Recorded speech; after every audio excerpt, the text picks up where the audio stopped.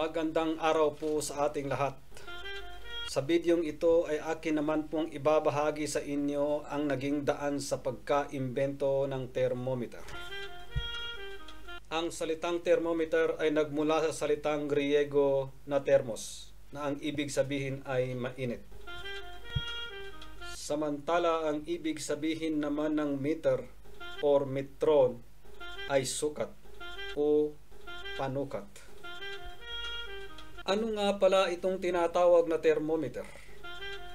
Ito ay isang uri ng makaagham na instrumento na ginagamit sa pangsukat ng temperatura, lamig man ito o init, ng isang bagay o tao. Ang instrumentong ito ay isa sa napakahalaga at kapaki-pakinabang na naimbento sapagkat ang daming napaggagamitan. Una rito ay sa larangan ng medisina. Ginagamit ito sa pamamagitan ng pagsusuri sa init ng katawan ng tao. Sa larangan naman po ng agham o science, ginagamit ito sa pag-eksperimento at pagre-research sa pamamagitan halimbawa ng pag-aaral sa epekto ng temperatura sa chemical na reaction. Maging sa mga industriyang pagawaan, ay ginagamit din ito sa pamamagitan ng pagkontrol sa kalidad ng mga produkto. Subalit kagaya rin po ng ibang mga bagay na may pagkakasalungat ang paniniwala ng mga pantas pagdating sa kung sino ang dapat na ituring na unang nakaimbento ng thermometer. Meron sa kanila ang naniniwala na si Galileo Galilei, samantala ang iba naman ay si Santorio Santorio. Silipin nga natin ang mga katangian ng naimbento nilang thermometer. Si Galileo Galilei ang unang nakaimbento ng thermoscope na prototype o unang anyo ng thermometer noong taong ika-1593, 1593. Na ayon sa kasaysayan ay nadiskubre ni Galileo Galilei sa kanyang eksperimento ang relasyon ng temperatura at ang densidad ng likido sa isang maliit na glass bulb. Napansin niya na sa pamamagitan ng init ng kanyang kamay, ang hangin nasa loob ng glass bulb ay lumulubo na siyang nagtutulak sa tubig pababa. Samantala kapag namang malamig ang temperatura, ang hangin sa loob ng glass bulb ay umiikli.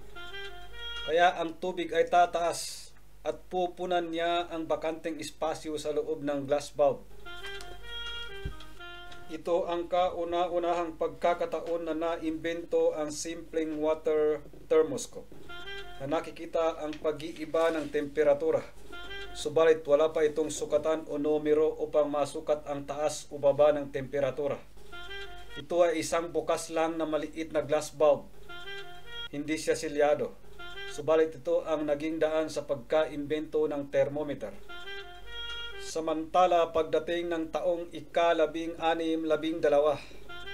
si Santorio Santorio na isang doktor ng medisina, physician at professor din sa University of Padua sa Italy, ang pinakaunang naitala na nakapag-imbento ng thermoscope na mayroon ng sukatan o numero na nagpapahiwatig ng taas o baba ng temperatura.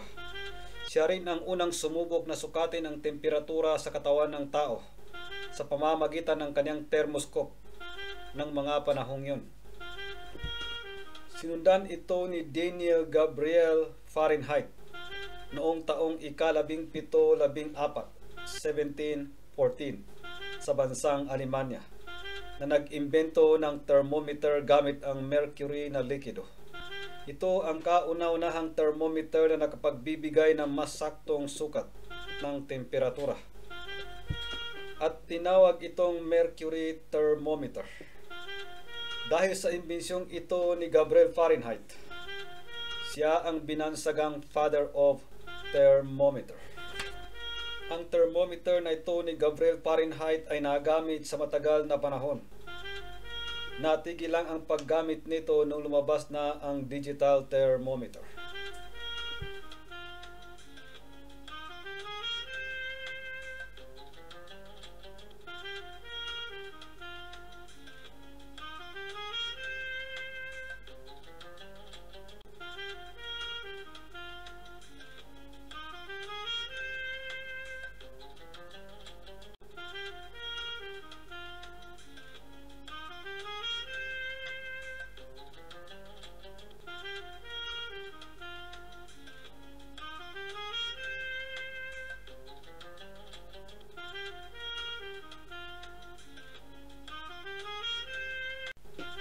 Kapag may natutunan ka sa ating paksa sa bidyong ito, huwag mong kalimutang i-like at mag-subscribe para updated ka sa mga susunod pa nating mga video. Maraming salamat po.